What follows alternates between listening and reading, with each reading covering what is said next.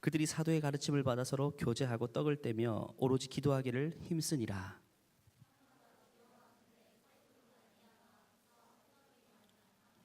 믿는 사람이 다 함께 있어 모든 물건을 서로 통용하고 날마다 마음을 같이하여 성전에 모이기를 힘쓰고 집에서 떡을 떼며 기쁨과 순전한 마음으로 음식을 먹고 또 온 백성에게 칭송을 받으니 주께서 구원받는 사람을 날마다 더하게 하시니라. 아멘. 최근 한 기독교 방송국에서 한 리서치를 본 적이 있습니다. 크리스찬들만을 대상으로 한 리서치인데 질문은 그겁니다. 주일 예배를 얼마나 자주 드리느냐 하는 질문입니다. 한 달에 주일이 한 4번 내지 5번 있죠. 여러분은 몇 번 참석하느냐 이런 리서치인데 다 크리스찬들만을 자칭 크리스찬이라고 하는 사람을 대상으로 통계를 냈는데 한 몇 %나 매주 주일날 나오는 사람이라고 생각하십니까? 여러분은요? 매주 무슨 일이 있어도 주일날 예배에 나오는 사람 모든 크리스찬들 가운데 몇 프로 정도 된다고 생각하세요? 통계를 보니까 한 29. 몇 프로, 한 30% 가까이 됩니다. 30%. 10명 중 3명은 무슨 일이 있어도 주일 예배 나옵니다. 나머지 70%는 이제 스케줄이 없는 날만 이제 주일날 나오는 거죠. 이 가운데 계신 분들이 다 자칭 크리스찬이죠. 대부분 다. 근데 주일날 예배에 나오는 것 자체에 대한 가치관은 아마 개개인이 좀 다를 겁니다. 주일에 매주 빠지지 않는 사람이 특별히 청년층에서는요 현저하게 떨어집니다. 제 생각에는 한 10% 내외일 것 같아요. 10명 중에 1명 정도가 진짜 무슨 일이 있어도 주일날 예배 나온다. 아니면 나머지 90%는 또 다는 다르겠지만 어떤 사람은 스케줄이 있을 때만 없을 때만 나온다. 어떤 사람은 아주 중요한 스케줄은 못 나오고 나머지는 다 나온다. 이런 등등이 있을 겁니다. 저희 공동체도 지금 재적이 800명이 넘은 것 같아요. 그런데 주일 출석률이 이렇게 보면 300명 내외입니다. 그러니까 한 100명이 좀 넘는 인원이 매주 무슨 일이 있어서 나오는 사람들이고 나머지 분들은 다 로테이션으로 오는 겁니다. 그러니까 한 달에 한 번 주일을 섬기는 분도 있고 한 달에 2번 섬기는 분도 있습니다. 제가 청년 시절이었을 때 여러분 부모님 세대인 것 같아요. 그때는 좀 다른 양상이었어요. 크리스찬이라고 하면요 매주 주일날 교회에 나오는 사람을 크리스찬이라고 했습니다. 주일 성수라고 하죠. 여기 적혀 있죠. 주일 성수입니다. 주일 성수는 우리 공동체 성수도 있는데 이름이 아니고 주일을 매주 지킨다는 의미입니다. 주일을 매주 지킨다는 의미. 주일 성수하는 친구들을 과거에는 이게 당연시되었던 시대입니다. 근데 오늘날 특히 우리 청년의 시대부터 이것이 굉장히 의미를 잃었다는 것들을 보게 됩니다. 희석되어 버렸어요. 한국교회의 가장 아름다운 전통이자 자부심이 주일 성수였습니다. 우리 믿음의 조상들은요 목에 칼이 들어와도 주일날 예배하는 것만큼은 빠지지 않았습니다. 그런데 오늘날 목에 칼이 들어오지 않는 시대에도 스스로가 이 가치관을 잃어버린다는 겁니다. 믿음의 선배들은요 주일 지키기 위해 발버둥을 쳤습니다. 저도 군대 갈 때 제일 큰 기도 제목이요 뭐 전방이든 어디든 주일을 지킬 수 있는 곳에 보내달라고 그렇게 많이 기도했어요. 또 청년부 우리 공동체 형들이 그렇게 기도하라고 하더라고요. 주일날 지킬 수 있는데 주일만 지킬 수 있으면 어떤 훈련이든지 견딜 수 있다는 거죠. 감사하게도 주일에 예배할 수 있는 환경으로 하나님이 저를 인도하셨습니다. 근데 처음부터 쉬웠던 것은 아닙니다. 몇 번의 고비가 있었어요. 이등병 때 원래 법적으로는 종교 활동을 하게 돼 있어요. 근데 그런 환경이 보장되는 곳은 그렇게 많지는 않을 것 같아요. 선임들이 뭐 작업할 것이 있다고 남아라고 하는 경우도 있고요. 또 저는 이발병 있죠. 이발병이 이제 상병쯤 되면 다 이발을 할 수 있어야 돼요. 그래서 선임들이 너 오늘 교회 가지 말고 난 이발 배우자. 주일마다 그렇게 말했습니다. 그때마다 매주 이게 저에게는 심각한 고민이었어요. 어떤 사람에게는 네 이발 배울게요. 다음 주부터 갈게요. 이렇게 하겠지만 저에게는 이것은 심각해요. 주일을 지킨다는 것 그걸 위해 좀 그렇게까지 기도했었고 주일을 지키는 것은 저한테 작은 문제가 아니었어요. 목숨을 걸 만한 가치가 있는 것이었어요. 그래서 아주 정중하게 말씀드렸어요. 제가 주일 예배 1시간 반만 다녀올 테니까 갔다 와서 제가 저 열심히 배우고 갔다 와서 제가 정말 10배로 더 열심히 살겠습니다. 정말 정중하게 말씀드렸어요. 그렇게 말하니까 표정은 안 좋죠. 근데 이게 법적으로 보장되어 있기 때문에 결국 보내줄 수밖에 없습니다. 갔다 왔어요. 마음이 그렇게 평안하지는 않습니다. 그래도 갔다 왔어요. 빠지지 않고 갔다 왔습니다. 제가 그렇게 몇 주 하다 보니까 이제 선임들이 자기도 모르게 나는 크리스찬이라고 인식을 해주더라고요. 자기들의 카테고리 속에 얘는 레알 크리스찬이라고 저희 김형석을 딱 집어넣는 것 같아요. 너는 진짜다. 물론 제 동기 중에 교회 다니는 친구들이 교회 기독교라고 적는 사람이 절반 이상이었어요. 물론 군대 가면 기독교인들 많습니다. 근데 주일날 뭐 작업이다 이발 배우자 할 때 저같이 제가 정말 주일 예배는 빠질 수 없습니다 라고 한 친구는 저밖에 없었어요. 나머지 친구들은 그냥 인도하는 대로 환경이 열리면 가고 닫히면 가기를 포기하는 그런 친구들이었어요. 그런 친구들은 자연스럽게 선임들 사이에서 얘는 무늬만 크리스찬, 짝퉁, 가짜라는 카테고리 속에 들어갔습니다. 처음에는 좀 힘들었어요. 레알이 되기 위해서 힘들었습니다. 하지만 레알이라는 카테고리 속에 선임들이 나를 집어넣은 순간 그때부터는 좀 편했습니다. 교회에 큰 작업이 있어도 너는 갔다 와 하기 당연시되었어요. 너는 갔다 와. 너는 무조건 갔다 와. 무조건 보내줬어요. 그리고 제가 진짜 크리스천이니까 저만큼은 늘 보내줘야 된다고 생각했습니다. 제가 군대 다닐 때는 또 구타도 많았거든요. 이유 없이 새벽에 불러서 줄 세워서 그냥 때리고 했었습니다. 저는 새벽에 불려서 줄 서본 적은 있지만 맞아본 적은 없어요. 다른 이유 때문에 맞아본 적은 있습니다. 근데 그때마다 뭐 예의 없다고 맞아본 적이 아니라 싸우다가 맞아봤어요. 져가지고 싸우다 져서 한 대 맞았지 구타 당한 적은 없는 것 같아요. 근데 새벽마다 늘 불려가서 한마디로 레알 크리스찬이나 카테고리에 들어있는 저는 함부로 못 때려요. 그냥 하나님이 함께한다는 그런 알지 못하는 인식이 있기 때문에 함부로 손을 못 대더라고요. 근데 짝퉁 크리스찬이라고 제 동기들은 진짜 자주 불려가서 그냥 이유 없이 많이 맞았어요. 맞고 이렇게 부어서 오고 울면서 저한테 하소연하고. 제가 탁월해서 그렇게 된 게 아닙니다. 저는 주의를 목숨처럼 지켰더니 그것이 리얼 크리스찬이라는 카테고리 속에 사람들이 저를 분류하다는 것입니다. 우리가 진짜로 예수님을 제대로 믿고 내가 속한 환경에서 타협하지 않고 내 신앙을 지키기로 작정하면 초반에는 세상과의 갈등이 찾아옵니다. 찾아와요. 왜 너만 그렇게 하냐고 이렇게 할 수 있어요. 근데 이런 저항은 당연히 있습니다. 근데 이런 과정이요. 세상은 네가 진짜인지 가짜인지를 확인하는 과정입니다. 너 정말 크리스찬인지 가짜 크리스찬인지 짝퉁인지 진품인지 나름대로 세상이 우리를 확인하는 과정이에요. 그래서 계속 확인합니다. 세상도 여러분이 진짜인지 가짜인지, 하나님도 여러분이 진짜인지 가짜인지, 우리 공동체 이름이 레알 공동체죠. 레알인지 아니면 레알이 아닌지를 계속 테스트합니다. 몇 가지 테스트 항목이 있습니다. 첫 번째는 저는 주일 성수라고 생각합니다.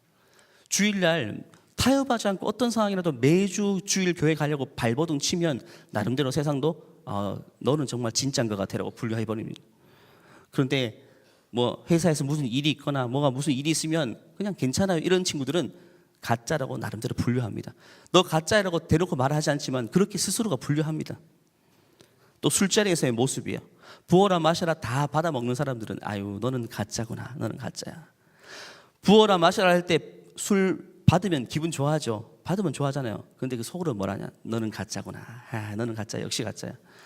근데 부어라 마셔라 할 때 자기의 기준을 지킵니다. 자기 가치관입니다. 저는 크리스찬이기 때문에 하나님과 약속한 것이 있어서 저는 술을 안 먹기로. 저는 20살 때 그런 약속을 했거든요. 하나님과. 개인적인 신념이고 너무 죄송합니다. 이 자리를 망칠 생각은 아니지만 좀 배려해 주시면 감사하겠습니다. 기분 나빠하죠. 뭐 이런 게 다 있냐. 하지만 속으로는 너는 진짜구나, 내가 인정해 줄게. 이렇게 세상도 그렇게 판단한다는 겁니다. 세상은 이런 과정을 통해 진짜인지 가짜인지를 늘 확인해요. 만약에 여러분이 이런 테스트에서 가짜라고 판명된다면 믿음을 지키는 것은 불가능합니다. 절대 불가능해요.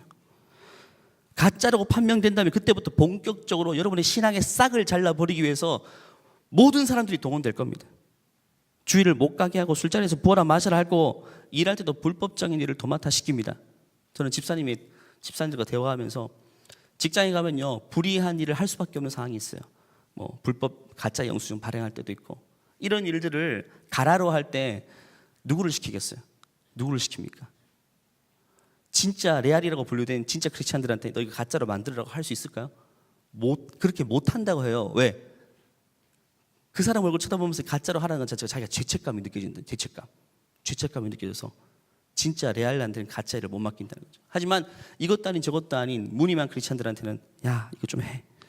너무나도 편하게 던져줍니다. 계속 이렇게 양극화되기 때문에 내가 세상 앞에서 가짜라고 판명되는 순간 여러분의 신앙을 지키는 것은 정말 어려워집니다. 불가능해집니다. 회사에서 또 학교에서 친구들 사이에서 나름대로 레알 크리스찬으로 분류된 사람에게 그런 불법적인 일은 감히 시킬 수가 없어요. 한 가짜에게는 맡기기 쉽다는 겁니다. 제가 군대에서도 믿기는 믿는데 처음 그 시험을 통과하지 못해 가짜 크리스찬으로 분류받은 제 동기들과 또 후임들 보면요, 계속 맞습니다. 계속 맞고, 특히 군대에서 외출 외박 나가면 늘 이상한 데 갑니다. 그들 입장에서는 이상한 데 아니겠죠. 맞죠? 자연스러운 것이지만 우리에게는 이상한 곳이죠.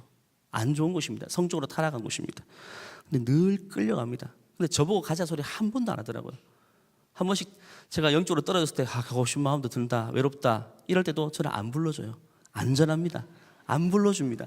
근데 이것도 아닌 저것도 아닌 저 가짜구나, 그냥 늘 끌려다닙니다. 그런 인생이에요. 그런 인생. 대신 레알 크리스찬으로 분류된 사람에게 세상은 찾아옵니다. 언제 찾아올까요? 힘든 일을 겪을 때, 마음에 고민이 있을 때 찾아옵니다. 선임들도 저를 많이 찾아왔어요. 저는 정말 많이 찾아왔어요. 무슨 일이 있어도 교회 가고 후임들 데리고 교회 가니까, 늘 전도하니까 정말 집안에 큰 문제, 아니면 여자친구가 헤어지고 고무신 거꾸로 실었을 때 막 울면서, 후임 앞에서 울면서 막 상담합니다. 나는 뭐 교제해 본 적이 없으니까 그냥 형식적으로 위로하죠. 형식적으로 위로하면 더 좋은 사람 만나게 될 거라고, 못된 여자다 막 이렇게 형식적으로 위로해 주지만 그게 다죠. 근데 그 위로도 그 사람들한테 큰 힘이 된 것 같아요. 레알 크리스천으로 분류된 사람에게 세상은 결국에는 도움을 청합니다. 인생의 근본적인 문제에 직면했을 때 찾아갈 곳이 거기밖에 없어요. 물론 힘든 일이 만나면요, 일반적으로 술 친구 많이 찾아가지만요, 그것은 표면적인 문제일 때 찾아갑니다. 진짜 감당할 수 없는 큰 벽을 만났을 때는요, 진리를 가진 자에게 진리를 묻기 마련입니다. 여러분이 자리를 지켜라는 것입니다. 세상 앞에서 이 테스트를 통과하라는 것입니다. 물에 물 탄 듯 술에 술 탄 듯 살지 말라는 겁니다. 성경에 보면 요셉이라는 인물이 있죠. 요셉은 노예였습니다. 10대 노예 청소년이었는데 노예로 팔려간 곳이 보디발이라는, 애굽이라는 이집트에서 아주 유력한 시위 대장입니다. 서열 매디에 있는 사람, 그 집에서 노예 생활을 했단 말이죠. 노예들이 엄청 많았습니다. 근데 그 집에서 요셉은 레알 크리스찬으로 삽니다. 레알로 살게 돼. 진짜 크리스찬으로 삽니다. 타협하지 않고 삽니다. 그러니까 사람들이 계속 찾아와요. 그 어린 노예에게 계속 찾아옵니다. 심지어 보디발이라는 그 주인이 있죠. 주인이 그 어린 노예를 찾아가서 도움을 청합니다. 그 정도였어요. 창세기 39장 1절부터 볼까요? 1절부터 6절 말씀입니다. 같이 한번 읽겠습니다. 시작. 요셉이 이끌려 애굽에 내려갑니다. 이스마엘 사람의 손에서 요셉을 사니라. 여호와께서 요셉과 함께 하심으로 그가 형통한 자가 되어 그의 주인 애굽 사람의 집에 있으니 여호와께서 그와 함께 하심을 보며 또 여호와께서 그의 범사에 형통하게 하심을 보았더라. 요셉이 그의 주인에게 은혜를 입어 섬김에 그가 요셉을 가정 총무로 삼고 자기의 소유를 다 그의 손에 위탁하니 그가 요셉에게 자기의 집과 그의 모든 소유물을 주관하게 한 때부터 여호와께서 요셉을 위하여 그 애굽 사람의 집에 복을 내리심으로 여호와의 복이 그의 집 밭에 있는 모든 소유에 미친지라. 주인이 그의 소유를 다 요셉의 손에 위탁하고 자기가 먹는 음식 외에는 간섭하지 아니하였더라. 요셉은 용모가 빼어나고 아름다웠더라. 정말 말도 안 되는 스토리가 진행되죠. 정말 시위대장 보디발은요, 자기 집을 맡길 사람 그냥 공무원 시험 쳐가지고 5급, 3급, 2급 뽑아가지고 총명한 애들, 사법고시 통과한 애들 자기 집안의 일을 맡기면 돼요. 근데 그런 애들한테 맡기니까 안심이 안 돼요. 자기 집의 노예 소년에 불과하던 요셉에게 집의 모든 것들을 다 맡깁니다. 왜? 그가 진짜 레알 크리스찬이니까. 정직과 신뢰가 보장될 뿐만 아니라 하나님이 이와 함께 한다는 확실한 보증수표가 있으니까 그에게 신뢰하고 다 맡기게 됩니다. 이게 고대 시대에만 가능한 일입니까? 오늘날은 더 그렇습니다. 여러분도 마찬가지입니다. 여러분이 예수 믿는다는 이유로 세상에 핍박당합니까? 그것은요, 레알이 아니기 때문에 당하는 핍박입니다. 진짜로 판명되면 그렇게 핍박하지 않습니다. 이유 없이. 내가 이것도 아닌 저것도 아닌으로 행동하니까 그냥 계속 테스트해보는 차원으로 찌르는 겁니다. 다이어트도 마찬가지죠. 한번 치킨집에 갔을 때 나 다이어트 한다 거절하죠. 근데 이 친구 보니까 다이어트 하는 것도 아니고 안 하는 것도 늘 결심만 하는 친구입니다. 그냥 먹자고 그냥 밀어붙이면 먹어요. 근데 확실하게 이건 타협할 수 없는 진짜 바늘 하나 더 갈 수 없다. 확실하다. 그러면 예의가 아닙니다. 두세 번 권하는 건 그 친구한테 예의가 아니에요. 그 친구의 가치관과 결심을 존중합니다. 심지어 다이어트 하나만 이렇습니다. 신앙은 마찬가지입니다. 내가 하나님을 확실하게 믿고 이 주일 예배를 타협하지 않는다. 분명한 기준을 가지면 이 시대에 여러분 누가 그걸 무너뜨리려고 합니까? 다 지켜줍니다. 존중해줍니다. 존중받지 못할 행동을 하니까 존중 안 해주는 것이지 존중받을 행동을 하면 존중해주게 돼 있어요. 그래서 저는 오늘과 여러분 몇 주 동안 레알 크리스찬이라는 주제로 함께 말씀을 나누고자 합니다. 그래서 오늘 첫 주간 주일 성수에 대해서 다루고자 합니다. 왜? 이게 제일 기본입니다. 제일 기본이에요. 초반에 얘기 나눈 것처럼 주일에 함께 교회 와서 하나님을 예배하는 이 자리죠. 이 자리가 신앙의 가장 큰 출발이고 베이직입니다. 주일 예배 드리지 않고 크리스찬으로 산다. 이것은 정말 말도 안 되는 일입니다. 말도 안 되는 일입니다. 제가 여기 외국인들 자주 만납니다. 외국인 출입국 관리소에서. 여기 우리 세바스찬도 왔지만 우리 콜롬비아에서는 세바스찬이 있습니다. 예, 세바스찬. 정말 좋은 친구입니다. 정말 좋은 친구예요. 여기 뭐 네덜란드 유럽권에서 온 친구들과 대화하면요, 자기는 크리스찬이라고 합니다. 크리스찬. 자기는 그렇게 밝혀요. 종교를 물어보면. 근데 주일날 교회 나가나 물어보니까 교회는 거의 안 나갑니다. 근데 자칭 크리스찬이라고 합니다. 하나님 보시기에 그 사람이 크리스찬일까요? 아닙니다. 크리스찬일 수가 없습니다. 주일날 예배하지 않으면요, 그것은 크리스찬이 아닙니다. 크리스찬 아니에요. 군대에 가야지 군인이지 군대만 좋아한다고 군인 됩니까? 신분은요, 그가 어떤 환경 가운데 거하고 무엇을 하느냐에 따라 결정됩니다. 좋아한다고 자기 신분이 되는 건 아닙니다. 크리스찬의 가치관 좋아한다, 난 기독교 문화에서 자랐다, 이게 크리스찬을 보장해 주는 게 아닙니다. 주일날 예배를 하는 정체성이 있어야만 그는 진짜 크리스찬이에요. 한 달에 한두 번 예배 드려서는요, 그게 안 됩니다, 여러분. 세상은 우리가 믿음을 가지고 살아가는 것을 환영해 주지 않습니다. 내가 진짜 크리스찬으로 인정받기 위해서는요, 세상은요, 주일 예배로 테스트합니다. 이 시험을 통과하기 위해서는요, 가장 중요한 게 예배입니다. 예배. 하나님을 예배하느냐, 이게 신자와 비신자를 가르는 가장 중요한 기준입니다. 가장 중요한 기준이에요. 속으로는 하나님 믿는다고 생각해요. 근데 예배는 하지 않습니다. 그러면 안 믿는 거와 같습니다. 다음 주에 제가 왜 그런지 논리적으로 설명해 드릴게요. 속으로 믿는다, 근데 예배 드리지 않습니다. 근데 안 믿는 거와 똑같습니다. 믿음은 행위로 증명받는 겁니다. 믿는다, 이게 믿음을 증명하는 게 아닙니다. 예배는 worship이라고 하죠. 이게 word와 ship의 합성어입니다. 가치입니다. 하나님의 가치를 인정하는 게 예배입니다. 공적으로 모여서 이 예배를 통해 하나님의 가치, 하나님은 창조주이시고 내 인생의 주인이라는 사실을 내가 공적으로 인정하고 박수를 치고 노래를 부르고 그의 말씀을 듣는 게 예배입니다. 이 예배 행위가 있어야지 그가 하나님의 자녀고 크리스찬이지, 그냥 마음대로 살고 그냥 내가 믿는다, 이게 믿음은 아니란 것입니다. 하나님 그런 걸 믿는다고 인정한 것이 한 군데도 없습니다. 주일 예배에 대한 반대 의견이 있습니다. 그러면 꼭 예배 나와야 됩니까? 혼자서 신앙생활 하면 안 돼요. 혼자서 그냥 말씀 보고 기도하는 거 이렇게 하면 안 됩니까? 라고 하는 사람 많죠. 우리가 모일 필요도 없고 각자 성경 읽고 각자 기도하면 그게 신앙생활 아닙니까? 라는 사람들이 시대마다 늘 존재했었습니다. 시대마다. 그 사람들은 혹시 무교회주의자들이랍니다. 무교회주의. 교회를 부정하는 겁니다. 모이는 교회를 부정하고 무교회주의자들입니다. 시대마다 존재했지만 무교회주의자들은요, 인간이 얼마나 나약한 존재인지를 망각한 겁니다. 인간의 죄성을 부정한 겁니다. 신앙은 더더욱 그렇습니다. 혼자서 성경 읽고 신앙생활하는 것, 나홀로 크리스찬들은요, 절대로 믿음을 지킬 수 없어요.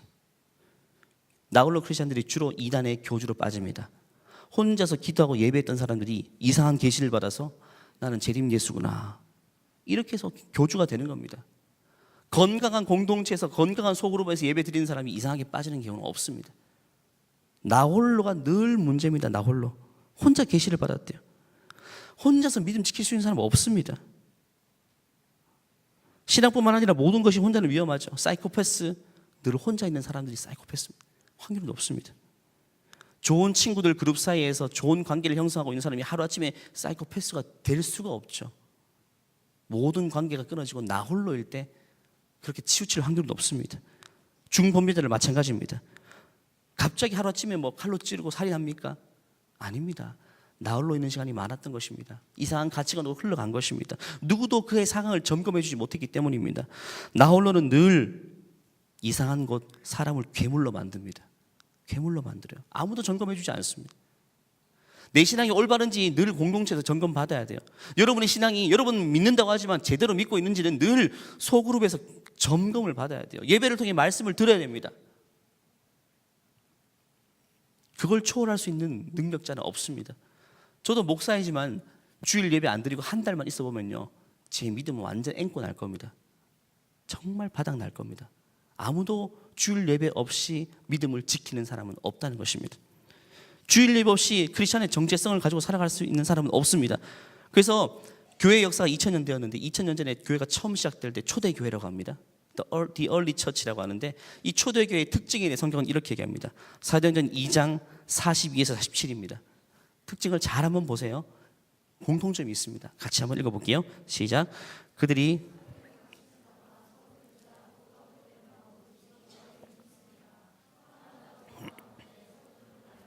기사와 표적이 많이 나타나니 믿는 사람이 다 함께 있어 모든 물건을 서로 통용하고 또 재산과 소유를 팔아 각 사람의 필요를 따라 나눠주며 날마다 마음을 같이하여 성전에 모이기를 힘쓰고 십자가에서 떡을 떼며 기쁨과 순전한 마음으로 음식을 먹고 하나님을 찬미하니 또 온 백성에게 칭송을 받으니 주께서 구원받는 사람을 날마다 더하게 하신다.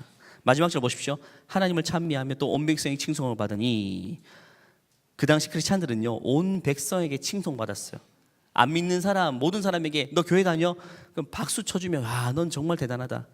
신뢰가 보증되었어. 신뢰가 정말 보증 없이 돈도 빌려줄 정도로 크리스찬이라고 하면요 완전 신뢰도가 다 인정받는 사람들이었어요. 그 정도였어요. 왜 그랬을까요?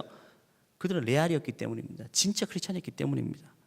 그들의 특징이 볼까요? 42절부터 보면 41절만 한번 볼까요? 그들이 사도의 가르침을 받아 서로 교제하고 떡을 떼어 오로지 기도하기를 힘썼다. 서로 교제했다. 모였다는 것입니다. 모여서 교제했다는 겁니다. 이렇게 모여서 교제했다는 겁니다. 이게 예배 드리고 끝나면요 소그룹별로 모여서 우리가 교제하죠. 교제가요 그냥 노는 것 이걸 떠나서요 내가 올바르게 신앙생활하고 있는가, 내가 이상한 데로 가지 않는가 서로 점검해 주는 겁니다. 서로의 삶을 나누며 점검해 주는 거예요. 이상한 데로 치우치지 않도록 서로를 짚어주는 게 얼마나 큰 힘인지 모릅니다. 46절 같이 읽어볼까요? 날마다 마음을 같이하여 성전에 모이기를 힘쓰고, 늘 모이기를 힘썼어요. 홀로 안 되니까 모이기를 힘썼다는 것입니다. 날마다입니다. 주중에 그냥 주일에 한번 모이는 게 아니라 평일에도 끊임없이 모여서 성도들끼리 교제하고 서로가 서로에게 힘이 되어 주었어요. 밥도 같이 먹었다가 나오죠. 떡을 떼며. 이것이 레알 크리스찬으로 만들어진 원동력입니다. 그냥 혼자서 기도하는데 계시를 받아서 진짜 크리스찬이 되는, 그게 아닙니다. 과정이 다 있습니다, 여러분. 같이 신앙생활하고 같이 예배 드려야 됩니다. 건강한 공동체에서 건강한 크리스찬이 나오는 겁니다. 그런 차원에서 요즘 개인주의가 팽배해져. 개인주의 한 해가 무서울 정도입니다. 제가 공동체 3년 전에 처음 왔을 때 주중에도요 여기 양천공 가면 우리 청년들이 족구도 하고 뭐 배드민턴 치고 농구하고 늘 그런 걸 봤어요. 근데 작년에는 점점 줄어들더니 올해는 아예 안 보여. 주중 모임이 없어졌습니다. 심지어 뭐 볼링 동아리, 배드민턴 동아리 지원금까지 제가 거기서 줬잖아요. 그래도 모이기가 쉽지 않아요. 시간이 갈수록 개인주의에 대한 가속화가 심각해지고 있습니다. 안 모여요. 왜냐하면 이 세상의 가치관이 그렇게 됐기 때문입니다. 세상은 개인주의입니다. 오죽하면 혼밥족이라는 단어가 나옵니까? 혼밥족. 혼자서 밥도 먹고 혼자 사는 게 익숙한 겁니다. 그냥 혼자서 핸드폰 보는 게 익숙하지, 대면해가지고 만나고 모이고. 그 세상에도 동아리 모임 잘 안 되잖아요. 학교에서 모이는 것 자체를 별로 의미를 못 느끼는 시대입니다. 그럴 때일수록 우리는 더 모여야 됩니다. 여러분, 교회 초대교회 시대 때 그들은 교회에서 모이기 쉬운 시대였을까요? 아닙니다. 쉽지 않았습니다. 여러분, 이 시대가 교회 가기 힘든 시대라고 하죠. 주일에 출근하는 경우도 많고 주일에 결혼식도 많고, 결혼식 얼마나 많아요. 근데 초대교회 시대 때는요 주일에 모이는 것 자체가 생명을 걸고 모이는 겁니다. 생명. 왜? 로마가 핍박했기 때문에. 로마의 핍박이 거세지면요 그들은 외곽에 있는 동굴에 모여서 정말 몇 시간씩 걸어서 동굴에 모여서 모임을 했습니다. 횃불 켜놓고. 근데 핍박이 더 심해지면요 황제가 바뀔 때마다 핍박의 강도가 달라졌어요. 네로 왕제 64년 핍박이 엄청 혹독할 때입니다. 그때는요 동굴에도 못 모여요. 땅을 파서 땅굴 예배를 드렸어요. 로마 시대가 로마들이 땅굴 찾아가 입구에 불을 놓고 했습니다. 그래도 그들은 기침하면서 땅굴에서 모였습니다. 두더지처럼 살았습니다. 근데 오늘날 경조사, 뭐 결혼식부터 해가지고 시험 기간, 주일도 공부해도 이런 것들이 초대교회 성도들 앞에 명함을 내밀 수 있는 그런 이유가 되지 못해요. 목숨 걸었다는 겁니다. 예배드리기 위해. 사실 모이면 죽는데 안 모여서 그냥 혼자 이렇게 기도하면 안 됩니까? 그들은 안 됐다는 겁니다. 그게 교회가 아니고 그게 예배가 아니기 때문에 그들은 그렇게 모였다는 겁니다. 그렇게 모였어요. 히브리서 10장 24절 말씀 볼까요? 같이 읽어볼게요. 서로 돌아보아 사랑과 선행을 격려하며 모이기를 피하는 어떤 사람들의 습관과 같이 하지 말고 오직 권하여 그날이 가까움을 볼수록 더욱 그리하자. 모이기를 피하는 어떤 사람들의 습관, 이게 시대 정신입니다. 이 시대 정신입니다. 아, 모일 필요 없어. 모일 필요 없어. 뭐라고 모이냐고. 이런 시대일수록 더 모여야 됩니다. 또 오직 권하여 그날이 가까움을 볼수록, 언제입니까? 예수님이 다시 오실 인생의 마지막을 말합니다. 종말이 가까울수록 우리는 더 모이라는 겁니다. 세상은 모일 필요 없다, 개인주의가 가속화되지만 교회는 그럼에도 불구하고 더 많이 모여야 돼요. 더 지겹도록 모여야 됩니다. 더 지겹도록 모여야 돼요. 제가 청년 때는요, 어른들한테 너 잉여라는 소리, 그때 잉여라는 단어 없었지만 비슷한 뉘앙스로 소리 들었어요. 왜? 평일날에도 방학 때면 교회에서 늘 뒹굴뒹굴했어요. 막 할 일 없는 사람처럼 늘 교회에 살았어요. 공부도 교회에서 하고. 근데 저는 그게 제 인생의 제일 큰 원동력이 되었어요. 그게 제 인생의 제일 큰 힘이 되었어요. 내가 교회에 머물러고 뒹굴뒹굴 했더니 그때 내가 배운 신앙, 그때 하나님의 말씀, 그때 교제한 것이 내 인생의 가장 큰 에너지가 되었어요. 여러분 그거 무시 못합니다. 여러분 평일날도 자주 모이세요. 교회가 멀면 밖에서 모여가지고 믿는 사람끼리 교제하고 영화도 보고 밥도 먹고. 영화 보고 밥 먹는 게 안 좋습니까? 아닙니다. 아까 초대교회 모습 봤죠? 서로 떡을 뗐다, 서로 밥 먹었다는 겁니다. 믿는 사람끼리는 서로 밥을 먹어도 힘이 돼요. 위로가 됩니다. 격려가 됩니다. 자주 모이라는 겁니다. 자주 모이라는 겁니다. 한간에 혼자서 집에서 인터넷으로 예배하는 사람도 많이 생기고 있죠. 제가 대학 다닐 때 교회들마다 홈페이지에 설교를 올리기 시작했습니다. 그래서 인터넷 예배족이 생기기 시작할 때쯤이었어요. 제가 98학번인데 그때쯤 인터넷 예배족이 생겼어요. 근데 그때 인터넷으로 예배드리기 시작한 친구들, 교회 나오다가 나 인터넷 예배 드리려 했던 친구들이 지금은 믿음 생활 하는 사람 한 명도 없는 것 같아요. 제주에는 없습니다. 믿음을 금방 잃어버려요. 금방 잃어버립니다. 혼자서는 안 되거든요. 예수님도 혼자 안 됐어요. 예수님도 제자들을 늘 데리고 공동체 생활했잖아요. 예수님도 그렇게 살았어요. 예수님도 산속에서 혼자 그렇게 살지 않았어요. 우리는 안 됩니다. 혼자 될 것 같으면요, 하나님이 모여라고 하신 이유가 있습니다. 모여서 함께 될 분명한 이유가 있습니다. 물론 주일에 예배할 수 없는 상황이 되면 어떡합니까? 라는 질문도 있죠. 충분히 이해됩니다. 예를 들면 현대사회는요, 주일에 출근이 불가피한 직종들이 있습니다. 서비스업, 그런 직종들 많죠. 주일날 뭐 3교대 간호사들, 그 다음에 뭐 승무원, 기장, 주일날 운항가 있는데 안 갈 수가 없죠. 그런 경우에 어떻게 됩니까? 직장을 그만둬야 됩니까? 아니면 그런 직종에는 크리스찬들이 발붙이면 안 되는 겁니까? 아니죠. 하나님은 그렇게 맹목적으로 생각하지 마십시오. 아닙니다.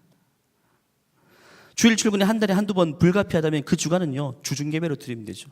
주중예배로 드리면 되죠. 수요일이나 금요일이나 주중에 있는 예배들을 드리면 되는 거죠. 그리고 주일에는 그 어느 때보다 하나님의 자녀로서 직장 속에서 바로 서 있어야 되죠. 내가 기장이가 주일날 이제 운항이 잡혀가지고 평일날 예배 한번 드립니다. 공예배. 그리고 주일날은 내가 하늘 위해서 예배를 드리겠죠. 하늘 위해서 주님 마음속으로 찬송하면서 하나님의 임재를 경험하면서, 그게 개인의 예배가 되는 겁니다.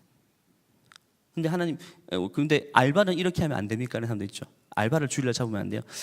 알바까지는 사실 저도 이해가 안 돼요. 하나님도 이해 안 될 겁니다.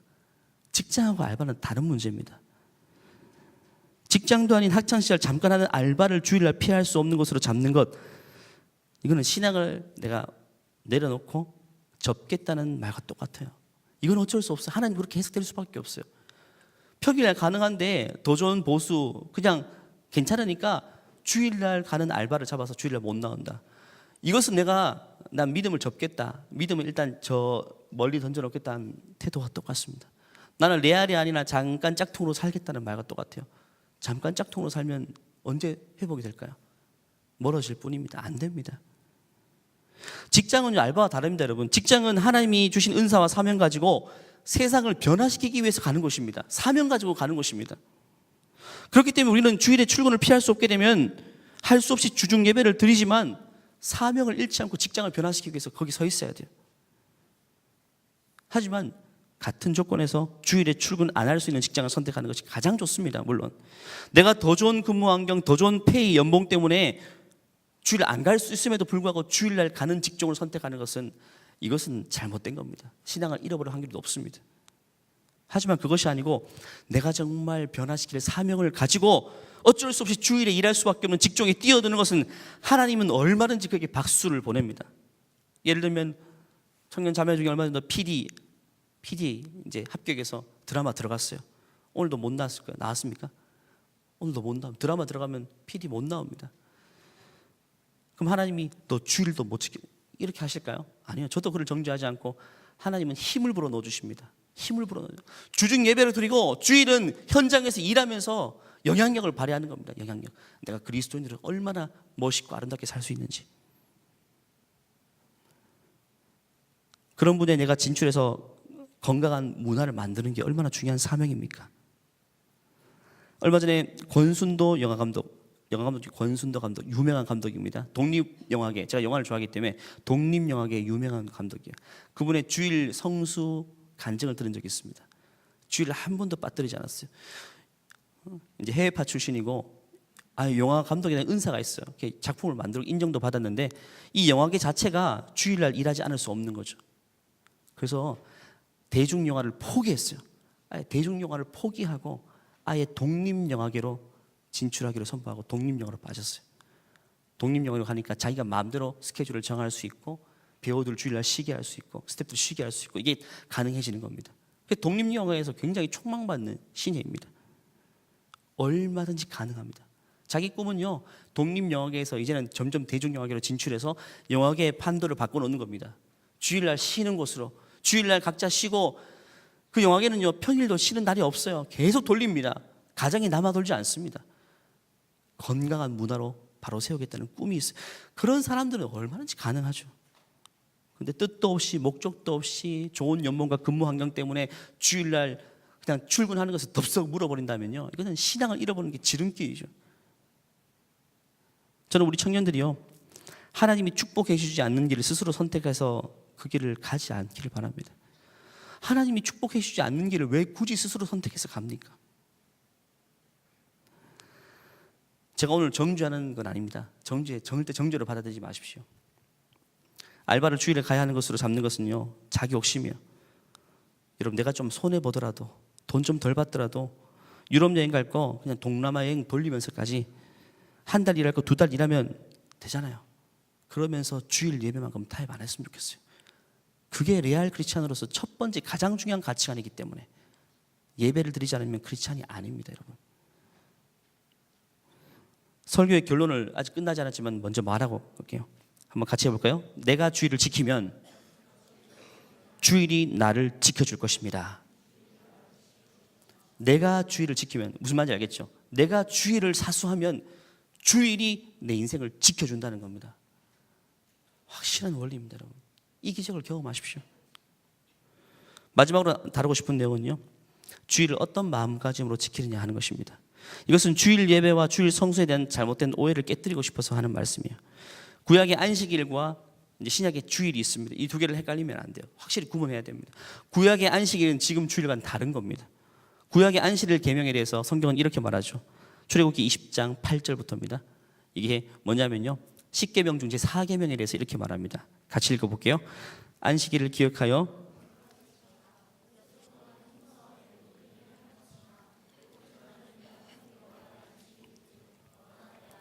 내 딸이나 내 남종이나 내 여종이나 내 가축이나 내 문 안에 머무는 객이라도 아무 일도 하지 말라. 이는 엿새 동안에 나 여호와가 하늘과 땅과 바다와 그 가운데 모든 것을 만들고 7째 날에 쉬었습니다. 그러므로 나 여호와가 안식일을 복되게 하여 그날을 거룩하게 하였느니라. 10계명 중 4계명, 아주 중요한 계명입니다. 절대로 타협할 수 없어요. 그래서 구약은요, 안식일을 지키는 게 율법이었어요. 구약시대 때는 안식일을 범하면 돌에 맞아 죽었습니다.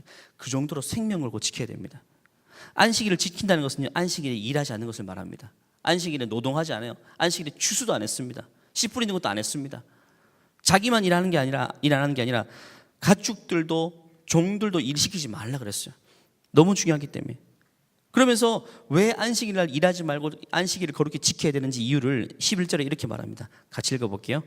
이는 엿새 동안에 나 여호와가 하늘과 바다와 그 가운데 모든 것을 만들고 일곱째 날에 쉬었습니다. 그러므로 나 여호와가 안식일을 복되게 하여 그날을 거룩하게 했다. 한마디로 내가 6일 동안 천지를 완벽하게 창조하고 7일째 쉬었기 때문에 너희도 이 시스템에 따라서 내 자녀이기 때문에 그렇게 쉬어라는 겁니다. 7일째를 구별해서 특별하게 지내라는 겁니다. 근데 생각해 보세요. 하나님이 6일 동안 일하시고 7일째는 쉬셨죠. 그럼 8일째는 하나님 뭐 하셨을까요? 8일째 뭐 하셨을까요? 우리는 6일째 일하고 7일째 쉬고 8일째 뭐 합니까? 또 일하러 나가죠.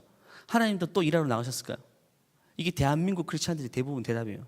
아닙니다. 하나님 또 일하지 않았어요. 하나님의 창조 사역은 6일로 끝이었어요. 완벽하게 끝났습니다. 하나님 7일째, 8일째 계속 안식에 들어가셨어요. 안식.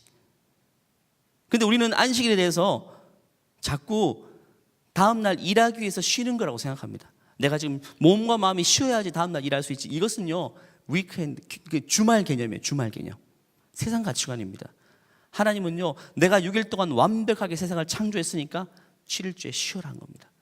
그래서 안식일을 지킨다는 것은요, 하나님의 완벽한 창조를 내가 믿고 신뢰하고 그 속으로 들어간다는 개념이에요. 그래서 구약의 안식일을 지킬 때 세 가지 메시지를 기억해요. 첫 번째는 하나님이 완벽하게 창조하셨다는 첫 번째고요. 두 번째는 인간이 죄로 인해 타락하여 6일 동안 일할 수밖에 없는 현실. 인간이 일하는 것 자체가 죄의 결과입니다. 세 번째, 하나님은 영원히 안식하게 될 날을 머지않아 허락하실 것이다. 우리가 열심히 일하고 있죠. 일하지 않을 날이 찾아옵니다. 언제입니까? 은퇴하고는 일자리가 없어서 일 못하는 거고, 일할 필요가 없는 때가 언제입니까? 내가 죽고 나서 영원한 안식, 천국에서 영원한 안식에 들어갈 날. 그래서 우리가 6일 일하고 하루 쉬는 이 개념을 통해서 6일 일하면서 하루 쉬면서 뭘 바라야 됩니까? 아, 영원한 안식이 올 것이구나 하는 것들을 바라보는 겁니다. 안식일을 지키면서 아, 영원한 안식에 들어갈 날이 오겠구나 하는 것들을 믿음으로 바라보는 겁니다. 영원한 안식을 바라보는 게 안식일을 지키는 것의 목적이었어요. 그런데 예수님이 이 땅에 딱 오셨죠. 2000년 전에. 예수님이 이 땅에 오시면서 안식일의 양상이 달라집니다. 안식 양상이 달라져요. 바리새인들은요, 예수님을 고발하기 위해서 따라다니면서 저거 어떻게 율법을 범하나 딱 관찰했죠. 그때 하나가 딱 걸렸어요. 마태복음 볼까요? 12장 1절 2절 같이 읽겠습니다. 그때 예수께서 안식일에 밀밭 사이로 가실 때 제자들이 시장하여 이삭을 잘라 먹으니 바리새인들이 보고 예수께 말하되 보시오, 당신의 제자들이 안식일에 하지 못할 일을 하나이다. 예수님의 제자들이 안식일 날 일을 해버렸어요. 돌에 맞아 죽을 일을 했어요. 뭐예요? 가다가 배고파서 밀을 떨어서 이렇게 먹었어요. 이것도 일이거든요. 추수하고 먹는 일, 추수해버렸어요. 예수님은 이게 딱 그거 가지고 이야기하죠. 제자들이 지금 일했으니까 제자들 죽어야 되는 거 아닙니까? 안식일을 범한 거 아닙니까? 그때 예수님이 이렇게 선포합니다. 너무 중요한 메시지입니다. 8절입니다. 8절 같이 읽을게요. 인자는 안식일의 주인. 인자가 예수님 자신을 말합니다. 사람의 아들, 나는 내가 안식일의 주인이다 라고 이야기합니다. 안식일의 주인. 예수님 자신이 곧 안식이란 말입니다. 내가 안식이야. 이 말은 예수님께서 당신의 백성들에게 진정한 영원한 안식을 주시기 위해 이 땅에 오셨다는 겁니다. 예수님이 이 땅에 왔다는 것은 이미 이 땅에 안식이 왔다는 것입니다. 영원한 안식이 찾아왔다는 겁니다. 이제 안식일을 지키며 과거와 같이 미래에 오게 될 안식을 바랄 필요가 없어요. 왜? 영원한 안식을 가져다 줄 메시아가 눈앞에 왔기 때문에. 장차 올 영원한 안식의 그림자이고 모형일 뿐인 실체. 그러니까 안식일은요, 영원한 안식에 대한 그림자의 모형이었습니다. 그런데 실체가 왔어요. 실체. 진정한 안식을 가져다 줄 실체가 왔습니다. 그러니까 모형이 사라져야 한다는 겁니다. 보십시오. 제가 크리스탈 컵에 대해서 설명하고 싶어요. 크리스탈 컵. 비싼 컵. 근데 그게 없어가지고 할 수 없이 이 종이컵 가지고 이게 재료가 크리스탈이고 반짝반짝 빛나고 이렇게 할 수 없이 이거 가지고 설명합니다. 그때 누가 우리 회장이 너무 발빠른 회장이 크리스탈 컵을 저기서 주워 가지고 왔어요. 맞죠? 그럼 이게 필요합니까? 필요 없어요. 이거는 집어 던지고 진짜 크리스탈 컵으로 내가 설명하면 돼요. 이거 필요 없어요. 이제는 필요 없습니다. 모형과 그림자가 필요 없어요. 진짜가 왔으면요. 예수님이 왔습니다. 안식일의 주인이 와버렸어요. 진정한 안식이 왔단 말이죠. 실체가. 그러면 더 이상 안식일이라는 개념은 필요가 없어진 겁니다. 안식일을 통해 영원한 안식을 바랄 필요가 없어요. 실체가 왔기 때문에. 그래서 그때부터 마태복음 5장 17절 말씀 볼까요? 예수님 또 이렇게 말씀하십니다. 시작. 내가 율법이나 선지자를 폐하러 온 줄로 생각하지 말라. 폐하러 온 것이 아니라 완전하게 하라. 율법은 이제 완벽해진 겁니다.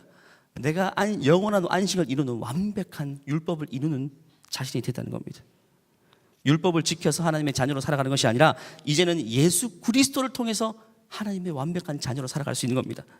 안식일을 지켜 안식을 누릴 수 있는 게 아니라 이제는 그리스도 안에 들어갈 때, 그분을 믿을 때 영원한 안식 속으로 우리는 들어갈 수 있다는 것입니다. 근데 유대인들은요, 아직 그 사실을 받아들이지 않습니다. 지금도 이스라엘 가면요, 여전히 안식일 지킵니다. 안식일 지켜. 유대인 이스라엘 가면 엘리베이터가 안식일 전용 엘리베이터 있습니다. 타면요, 엄청 화가 나요. 매 층마다 올라갈 때 서고 매 층마다 내려갈 때 섭니다. 왜? 엘리베이터 누르는 것도 노동이거든요. 이것도 금지되어 있어요. 주일날 일하는 게 안식일이에요. 그래서 다 눌러져 있어요. 자동으로. 그 정도로 지금도 안식일을 거룩히 지킵니다. 왜 그럴까요? 유대인들은 지금 아직까지 메시아가 이 땅에 안 왔어요. 예수님을 메시아로 생각하지 않습니다. 그러니까 여전히 안식일, 먼 미래의 안식을 바라면서 일하지 않고 안식을 지키고 있어요. 근데 예수님이 왔다는 겁니다. 메시아가 왔어요. 안식일을 지킬 필요가 없습니다. 그렇다면 신약 시대의 주일 성수 개념은 뭘까요? 주일 성수. 주일과 안식일은 다른 날입니다. 안식일은요, 토요일입니다. 요즘 말하면 토요일입니다. 근데 주일은요, 일요일입니다. 일요일. 사도행전 20장 7절 말씀 보니까요, 사도행전 20장 7절, 이제 초대 교회에 모였던 모습인데 언제 모였는지 한번 보십시오. 같이 읽어볼게요. 그 주간의 첫날에 우리가 떡을 때려 모였더니,